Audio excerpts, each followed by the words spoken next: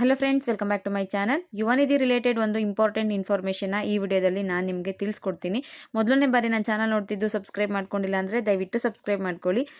ಇವಾಗ ಎಲ್ಲ ಕಡೆ ಗೃಹಲಕ್ಷ್ಮಿದೇ ಸುದ್ದಿ. 11 ಮತ್ತು 12ನೇ ಕಂತಿನ ಹಣ ಒಟ್ಟಿಗೆ ಜಮೆ ಆಗ್ತಿದೆ. ವರಮಹಾಲಕ್ಷ್ಮಿ ಹಬ್ಬಕ್ಕೆ ಮಹಿಳೆಯರಿಗೆ ಅಂದರೆ ಗೃಹಲಕ್ಷ್ಮಿಯರಿಗೆ ಒಂದು ಬಂಪರ್ ಗಿಫ್ಟ್ ಅಂತ. ಅದರಲ್ಲಿ ನನಗೆ ಒಬ್ಬರು ಕಮೆಂಟ್ ಮಾಡಿ ತಿಳಿಸಿದ್ರು, ಮೇಡಮ್ ಯುವನಿಧಿ ಬಗ್ಗೆ ಏನೂ ಅಪ್ಡೇಟ್ ಇಲ್ವಾ ಅಂತ.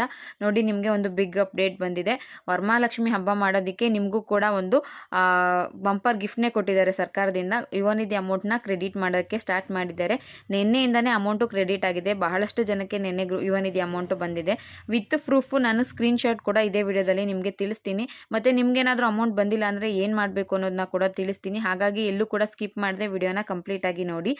ಸ್ಕ್ರೀನ್ಶಾಟ್ಗಳನ್ನ ಕೂಡ ಹಾಕ್ತಾ ಇದ್ದೀನಿ. ನಿನ್ನೆ ಅಂದರೆ ಆಗಸ್ಟ್ 9ನೇ ತಾರೀಕು ಬೆಳಗ್ಗೆ 12 ಗಂಟೆಯಿಂದನೇ ಅಮೌಂಟು ಜಮೆ ಆಗೋದಕ್ಕೆ ಸ್ಟಾರ್ಟ್ ಆಗಿದೆ. ಕೆಲವರಿಗೆ 2:30, 3:30, 4:30, 5:30, 6:30ವರೆಗೂ ಅಮೌಂಟು ಜಮೆ ಆಗಿದೆ. ಮತ್ತು ನಿಮಗೆ ಅದರಲ್ಲಿ 3,000 ರೂಪಾಯಿ ಬಂದಿರೋದು DBT ಮುಖಾಂತರ ಬಂದಿರೋದು ಅಂತ ಕೂಡ ಇದೆ. ಕೆಲವರಿಗೆ ಯುವನಿಧಿ ಅಂತ ಅದರಲ್ಲೇ ಮೆನ್ಷನ್ ಆಗಿದೆ.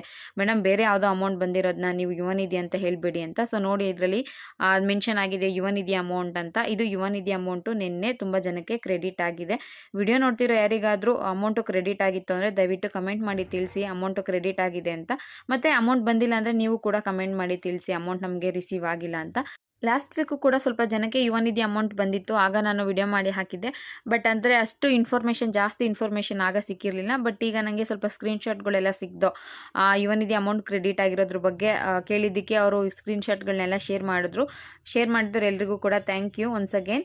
ಮತ್ತು ಇನ್ನೊಂದು ಏನಪ್ಪ ಅಂದರೆ, ಯುವನಿಧಿ ಅಮೌಂಟು ನಿಮ್ಗೆ ಯಾರಿಗಾದರೂ ವಿಡಿಯೋ ನೋಡ್ತಿರೋರಿಗೆ ಬಂದಿಲ್ಲ ಅಂದರೆ ಮೊದಲಿಗೆ ನೀವು ನಿಮ್ಮ ಯುವನಿಧಿ ಸ್ಟೇಟಸ್ನ ಚೆಕ್ ಮಾಡ್ಕೊಳ್ಳಿ. ಅಪ್ಲಿಕೇಶನ್ ರಿಸೀವ್ಡ್ ಸಕ್ಸಸ್ಫುಲಿ ಅಂತ ಇತ್ತು ಅಂದರೆ ಇನ್ನೂ ಸ್ವಲ್ಪ ದಿನ ವೆಯ್ಟ್ ಮಾಡಿ. DBT ಪುಸ್ಟ್ ಅಂತ ಇತ್ತು ಅಂದರೆ ನಿಮ್ಗೆ ಆಲ್ರೆಡಿ ಅಮೌಂಟು DBTಗೆ ಹೋಗಿದೆ, ಇನ್ನೇನು ಸ್ವಲ್ಪ ದಿನಗಳಲ್ಲೇ ಬರುತ್ತೆ ಅಂತ ಅರ್ಥ. ಇನ್ನು DBT ಪ್ರೋಸೆಸ್ಡ್ ಅಂತ ಇತ್ತು ಅಂದರೆ ನಿಮ್ಮ ಅಮೌಂಟು ಕ್ರೆಡಿಟ್ ಆಗಿದೆ ಅಂತ. ಒಂದ್ಸಲ ನಿಮ್ಮ ಬ್ಯಾಂಕ್ ಅಕೌಂಟ್ನ ಚೆಕ್ ಮಾಡ್ಕೊಳ್ಳಿ. ಯಾರಿಗೆ DBT ಪ್ರೋಸೆಸ್ಡ್ ಅಂತ ಬರ್ತಿದೆಯೋ ಅವ್ರಿಗೆ, DBT ಪುಷ್ಡ್ ಅಂತ ಇದ್ದರೆ DBTಗೆ ಅಮೌಂಟ್ ಹೋಗಿದೆ, ಅದರಿಂದ ಅಮೌಂಟ್ ನಿಮಗೆ ಬರುತ್ತೆ ಅಂತ. ಮತ್ತು ನಿಮಗೆ ಯುವನಿಧಿ ಅಮೌಂಟ್ ಆಗಿರಬಹುದು, ಬೇರೆ ಸರ್ಕಾರದ ಯಾವುದೇ ಹಣ ಆಗಿರ್ಬೋದು, ಅನ್ನಭಾಗ್ಯ ಅಥವಾ ಗೃಹಲಕ್ಷ್ಮಿ ಯಾವುದೇ ಆಗಿರ್ಬೋದು, ನಿಮಗೆ DBT ಮುಖಾಂತರನೇ ಬರೋದು. DBTಗೆ ಹೋಗಿದೆ ಅಂದರೆ ಪಕ್ಕ ಅಮೌಂಟು ಬರುತ್ತೆ. ಸ್ವಲ್ಪ ಲೇಟ್ ಆಗಬಹುದು. ಅಂದರೆ ಏನು ಗೊತ್ತಾ, ಯುವನಿಧಿ ಅಮೌಂಟೇ ಆಗಿರ್ಬೋದು, ಗೃಹಲಕ್ಷ್ಮಿ ಅಮೌಂಟೇ ಆಗಿರ್ಬೋದು, ಎಲ್ರಿಗೂ ಒಂದೇ ದಿನ ಅವರು ಸ್ಯಾಂಕ್ಷನ್ ಮಾಡೋದಕ್ಕೆ ಆಗಲ್ಲ. ಹಂತವಾಗಿ ಸ್ಯಾಂಕ್ಷನ್ ಮಾಡೋದ್ರಿಂದ ಸ್ವಲ್ಪ ಜನಕ್ಕೆ ಮೊದಲು ಬಂದಿರುತ್ತೆ.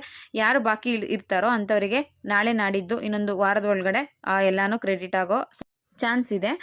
ನಿಮಗೇನಾದರೂ ಯುವನಿಧಿ ಅಮೌಂಟ್ ಬಂದಿಲ್ಲ ಅಂದರೆ ನೀವು ಮೊದಲು ಸ್ಟೇಟಸ್ನ ಚೆಕ್ ಮಾಡ್ಕೊಳ್ಳಿ. ಅದಾದಮೇಲೆ ನಿಮಗೆ ಅದರಲ್ಲಿ ಏನಾದರೂ ನಿಮ್ಮದು ಹೈಯರ್ ಎಜುಕೇಷನ್ ಮಾಡ್ತಿದ್ದೀರಾ ಅನ್ನೋದು ರಿಜೆಕ್ಟ್ ಆಗಿದೆ ಅಂತ, ಅಥವಾ ನಿಮಗೆ DDPI ಆಫೀಸರಿಂದ ಪೆಂಡಿಂಗ್ ಇದೆ ಅಂತನೋ, ಅಥವಾ ಈಗ ಹೊಸದು DDPI ಆದಮೇಲೆ DEEO ಆಫೀಸರಿಂದ ಪೆಂಡಿಂಗ್ ಇದೆ ಅಂತ ಬರ್ತಿದೆಯೋ, ಏನು ಬರ್ತಿದೆ ಅದನ್ನು ನೋಡ್ಕೊಳ್ಳಿ. ಮತ್ತು ಅದನ್ನು ಕಮೆಂಟ್ ಮಾಡಿ ತಿಳಿಸಿ. ನೆಕ್ಸ್ಟ್ ವಿಡಿಯೋದಲ್ಲಿ ಎಲ್ಲ ಡೌಟ್ಸ್ಗಳಿಗೂ ಕ್ಲಾರಿಫಿಕೇಷನ್ ಕೊಡೋ ಪ್ರಯತ್ನ ನಾನು ಮಾಡ್ತೀನಿ.